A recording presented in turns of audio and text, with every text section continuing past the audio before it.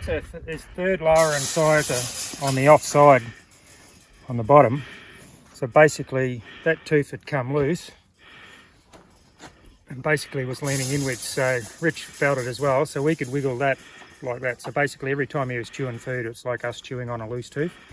So you've got no alternative other than to pull it out. It actually took a bit more getting out than what we thought because it felt quite loose, but it was still hanging on by a fair bit of tissue. So, but had no alternative. You can see where the food's been sitting and actually rotted away as gums and the side of the tooth and that sort of thing. So he should pick up now. His teeth are very sharp and some are quite worn out and a bit up and down, but starting to show a few ribs.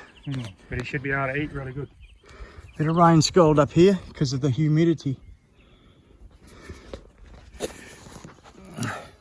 So there you go, Francis, that $175 you paid me.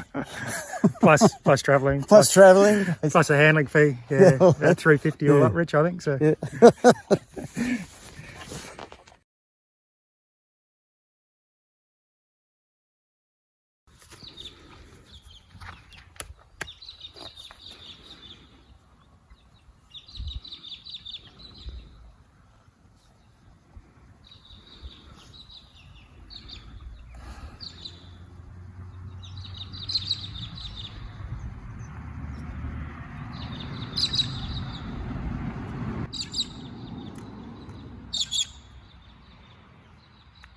How's that? Good.